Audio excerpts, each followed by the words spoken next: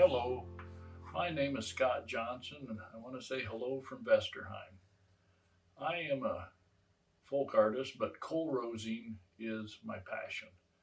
I learned how to Kolrose at Vesterheim from a class I took from Darling Fossum Martin, and it has become a passion of mine. And I just do it whenever I can do it. And Kolrosing is an art form that of incising wood, putting a cut in wood, then backfilling it with a pigment. And originally they used coal or tree bark, powdered tree bark, and it used to be called bark rosing also. This started hundreds of years ago, and they would do utilitarian items like spoons, cups, bowls, things that held things. And people were very poor and they didn't have a lot of fancy stuff, and this way they could decorate their own items and make them look nice. So we're going to do two or three projects here, but I'm going to show you real quick a few things. One is the wood that you use for Kolrosing. We need, hopefully at home, you could come around. This is a branch off of a box elder tree. I just cut a slip of it and sanded both sides. This is a piece of white poplar that was in the wood pile. This is some box elder. This is some basswood that I got from the craft store. And that's the different woods. You can use sticks, you can use paint sticks, tongue depressors, but really these woods work better. And also you can Kolrose green. It might crack on you when it dries, but you can do it. Now, as far as knives go, there's a lot of different knives. 200 years ago, they didn't have no Kolrosing knives. And this is a Kolrosing knife. This is a Kolrosing knife I made for myself. This is a knife I made that I used to Kolrose.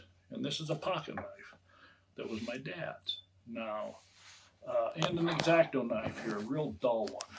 And being dull helps. But we're going to put these knives away, and we're going to use today a pocket knife. Have a pencil in case we need it. This is a stick with a needle in the end of it. We use this for stippling and put little holes in to shade. And this is a stick with a bunch of needles in it. And then, so that's the tools we'll use to make the marks, the incisions and the little holes in the wood. Now for our pigment, I normally use black walnut powder, the powdered bark, and walnut oil. But today we're going to use just flaxseed oil. This came from the health food store.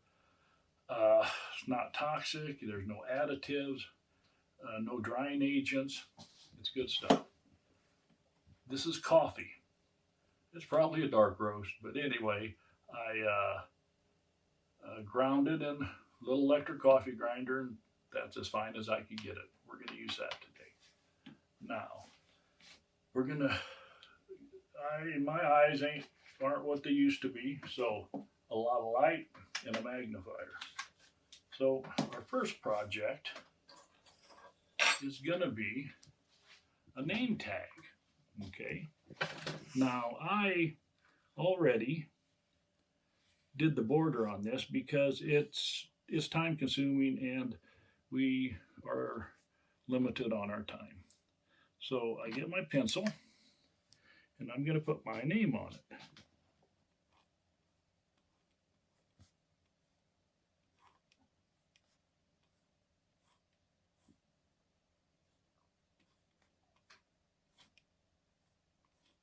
Notice I'm not being real fancy with it. And then I'm going to take this knife and I'm going to incise it. And I probably won't follow my lines real close because I tend to make adjustments as I go. All right.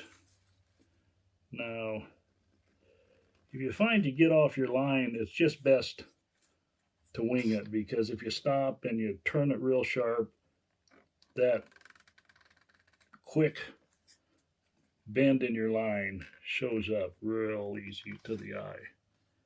But if you kind of work your way back, it is less noticeable. Okay.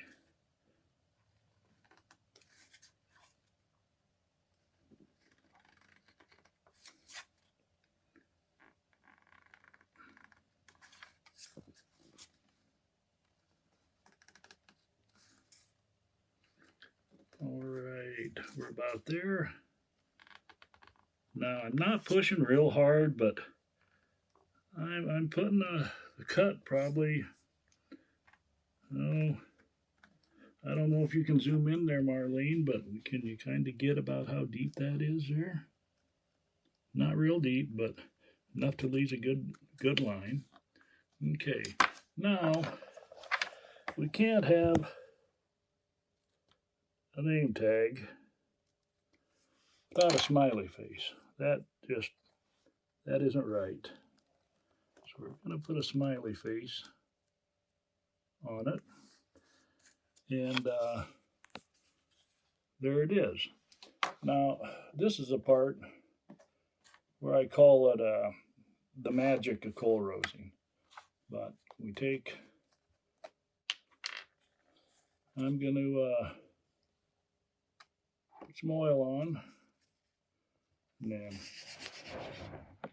get plenty of coffee in there.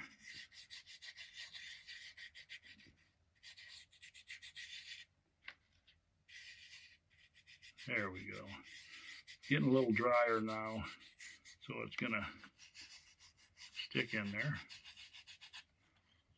Okay, so there.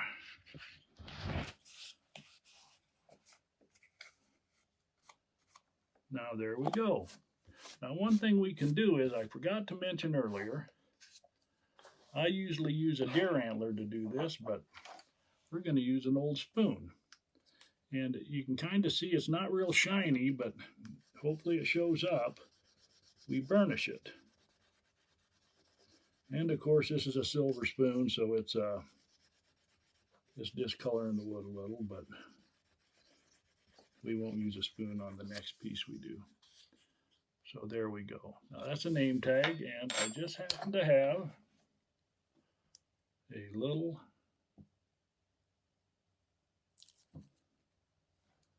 piece here. Put that on there, and voila, there we go. Next, this is a piece of box elder. We've got a hole drilled in it, and I'm going to do I'm going to cut this without putting a line on it, but for a border. All I'm going to do is come in there so far, make a circle around the whole piece of wood. It is not going to be exact, but it really doesn't have to be. And also, this is a end of a piece of wood, and you have growth rings. Sometimes you can just follow that growth ring right around. You try to match yourself, and then I'm going to take this needle, and I'm just going to go around here real quick. Nothing too precise, just to put something in there to where it looks like it should be there. Then what we're going to do here is we're going to make a crazy chicken. That's what I call it. And the wing of the chicken like this, and then it's going to have a couple legs like this, and a tail like this, and probably an eye in there. But let's see how this little knife works.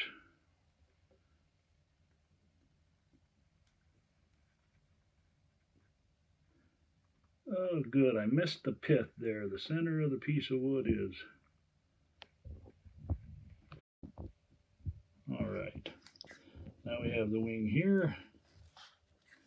We have a couple legs here. Well, we know chicken's got 3 toes, so we better get a few toes out there.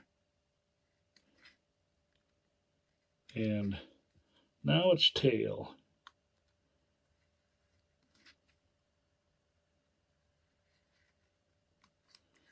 And then the wing, we're going to go, let's go up like this.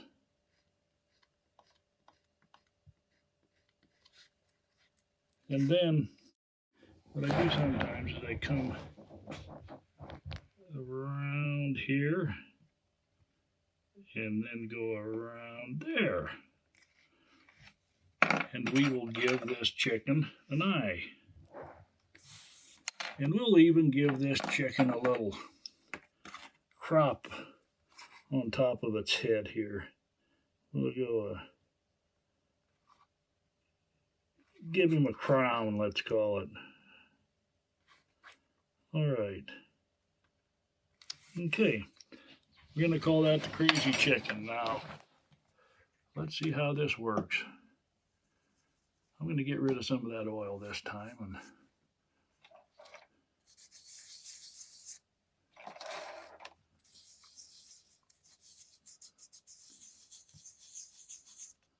okay, and also you can add to it. Now, it's not like you have to quit because you put the oil on it and the other stuff on it. I can extend that a little if I want to give it a little stuff on the throat there, or a few feathers down here, or some more feathers in here. That's all good. It all adds to it. And there we go.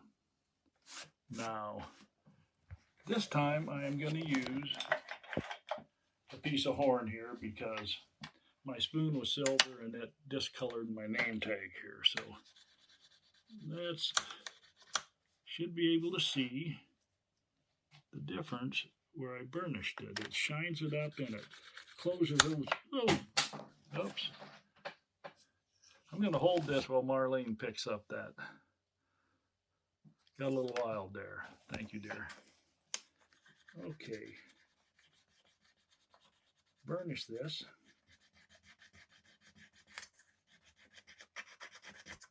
All right. We have that there. And since this is going to be a pendant, we'll just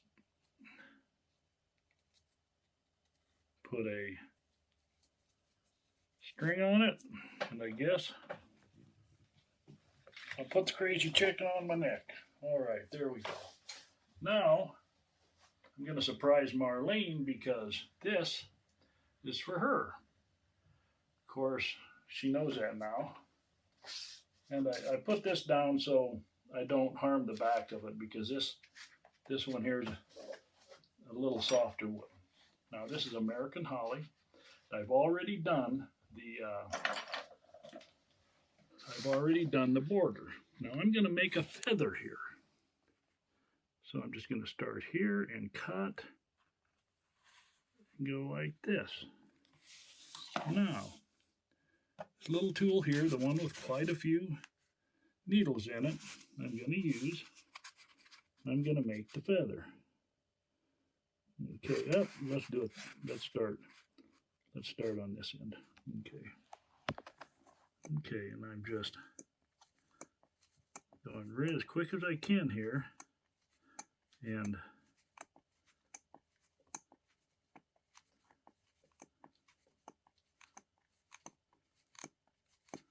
okay, then I'm going to come here. I'm going to do the same thing again.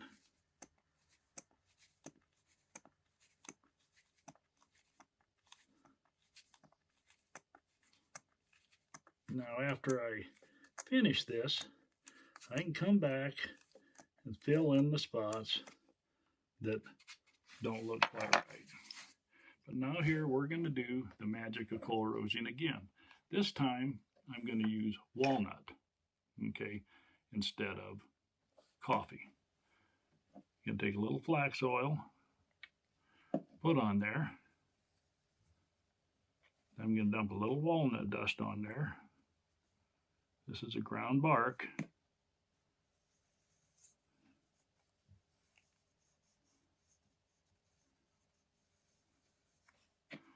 Get a little more on there. Oh, kind of went overboard there, but it'll clean off. Okay. Okay, now clean it off. And there we have it. Now I can come back in and fill in my gaps. There's no rule that says once you put the oil on that you can't go back and doctor things up. Okay. All right. I don't need much there. I'll just put a little on the end of my finger and rub it in. Okay. Then I'm going to burnish it real quick. And I'll probably take a little sandpaper on this, being it's holly, and clean it up, get some of that dark off of it. But anyway, there you go. And that's Kolrosing made easy. You can use many tools that you have at home. A little pocket knife, coffee grounds, tung oil will work, Danish oil, crafting oil that you might thin paint with. So anyway, thank you very much, and have a blessed day. Take care.